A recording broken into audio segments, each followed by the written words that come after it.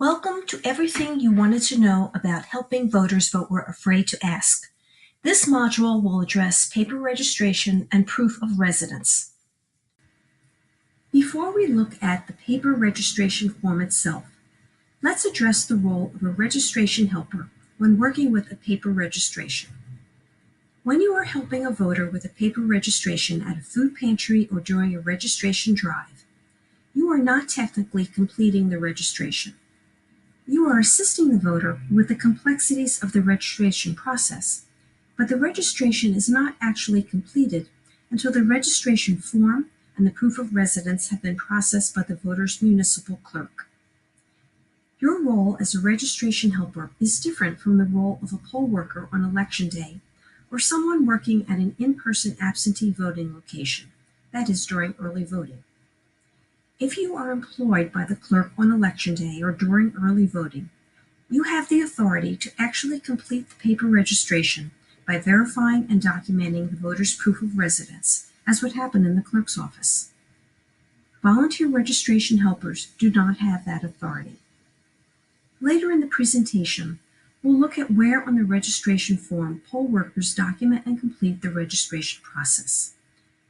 Finally, unlike helping voters do a paper registration, which has to be processed by the municipal clerk to be completed, when you help a voter do an online registration, the online registration is completed on the spot once the voter sees the confirmation page. Let's take a look at the form. At the top is Section 1, where the voter indicates their reason for registering. They are a new voter in Wisconsin, they have changed their name since last voting, or they have moved since they last voted. These bubbles are often missed by the voter, so you may want to fill them in on the voter's behalf. In Section 1, you can also indicate the municipality, indicating town, village, or city, and county where the voter lives. If the voter is not sure of the municipality or county, you can look this up in My Vote. Here's the page in My Vote. Click on the tab Find My Polling Place and enter the voter's address with your best guess of the municipality. The My Vote system will in most cases find the correct municipality and county. This is important because you want to submit the registration paperwork to the correct municipal clerk. Returning to Section 2 on the form, if the voter has a valid, unexpired Wisconsin driver license or Wisconsin DOT-issued ID card, they must write the driver license or ID number along with the expiration date on the form. The driver license and ID numbers have 14 characters, starting with the first letter of the voter's last name. If the voter does not have the driver license or ID card with them and does not know the number on the card, they will not be able to register at that time. Voters who do not have a valid, unexpired Wisconsin driver license or ID can register using the last 4 digits of their Social Security number. In Section 3, the voter writes their last name, first name, full middle name, and date of birth. Be sure to check that the voter does not mistakenly write today's date or the current year for their date of birth. Section 3 also includes phone number and email address. This information is optional, but it is very helpful if the clerk has one of these methods for contacting the voter in case there's a question about the registration. Explain to the voter that the phone number and email address are optional, but encourage them to provide this information. Most voters are happy to do so. You may make mistakes when helping voters complete their forms, but don't let that stop you from working with them. Almost all mistakes can be corrected so that the voter will be registered. This does reinforce the need to include the voter's contact information, however.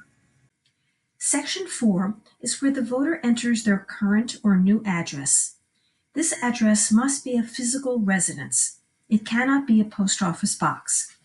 Confirm with the voter that there is no apartment or dorm room if none has been listed. Moving within the same building to a new apartment or dorm room requires the voter to re-register. Section 5 is the mailing address. This is optional information and is usually left blank because most voters do not have a separate mailing address. Section 6 is where the voter writes their previous name if they are registering because of a name change. This will be left blank if the voter has not changed their name. Remember, for voting purposes, a name change is not in effect until the voter has updated their name with an agency that can issue an acceptable photo ID, typically the DMV. If the voter is updating their name with the DMV, they must first update their name with the Social Security Administration. Section 7 is for voters who are registering because of an address change. In this section, the voter enters the previous address where they lived the last time they voted. Some voters may not remember the exact address. Providing the previous city and state is usually enough information for the clerk to locate and cancel the previous registration. Section 8 has two parts.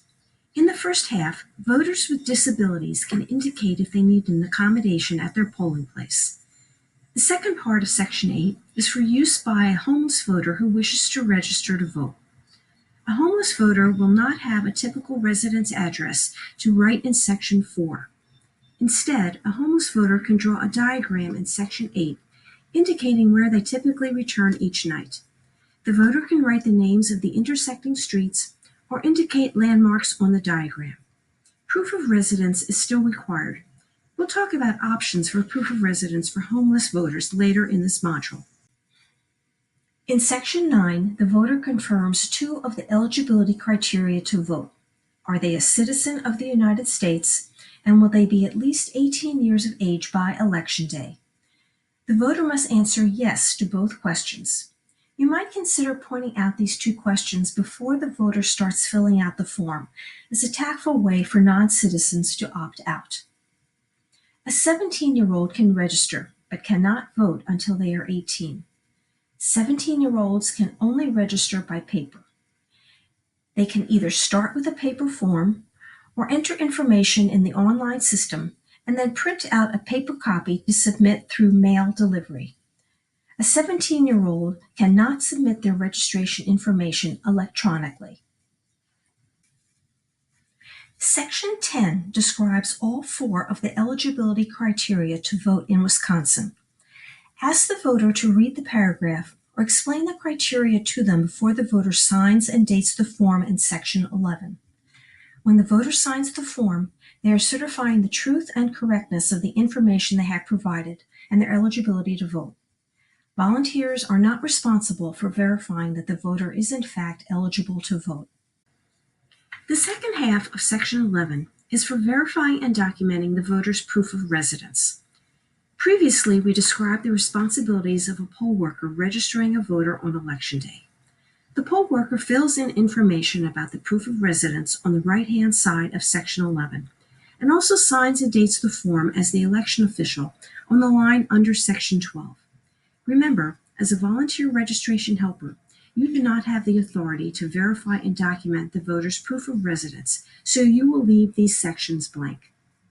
Section 12 is for a voter who is unable to sign the form because of a disability. In that situation, the voter can designate an assistant, a friend, family member, or the volunteer, to sign the form on their behalf. The assistant signs the form and writes their address in Section 12.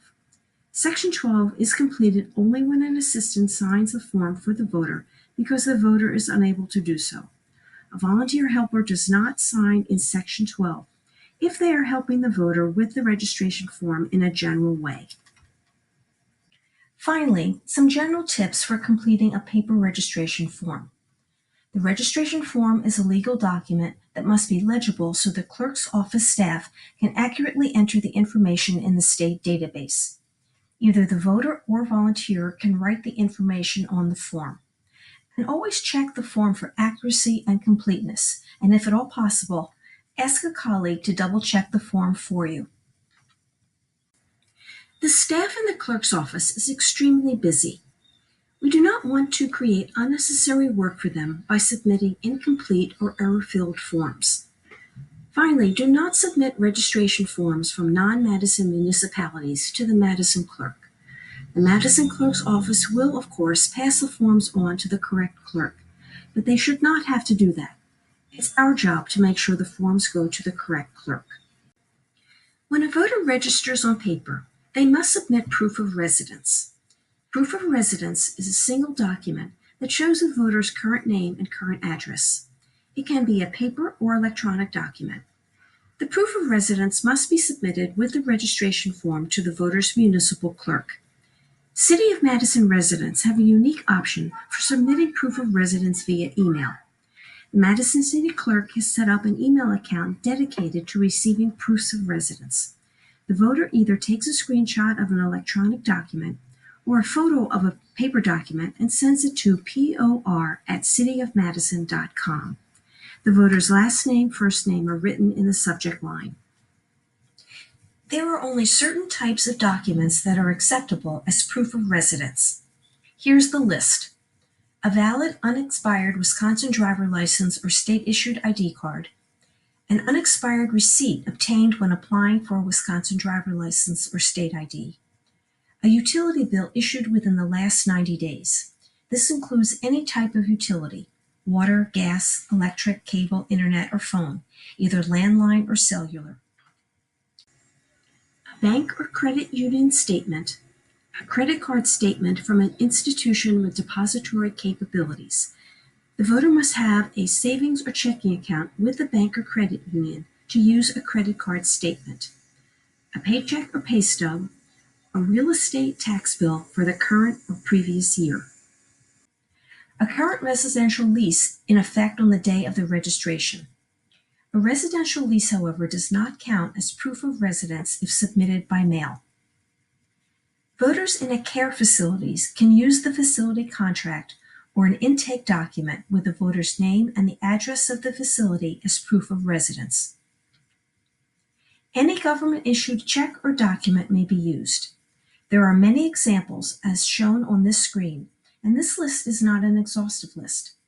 Any of these documents and others are acceptable as proof of residence if presented as a single document with the voter's current name and current address. Another category of documents acceptable as proof of residence is a college fee statement from the last 9 months presented with a student ID. A college fee statement with a student ID would most commonly be used by a student at a private institution, such as Edgewood College. This is because a public college or university, such as UW-Madison, is a government entity, and therefore any document from UW-Madison would be acceptable as proof of residence, not just a fee statement. Finally, there's an option for a homeless voter to provide proof of residence. The voter can use an affidavit from a homeless shelter or social service agency that identifies the voter and describes their residence for voting purposes.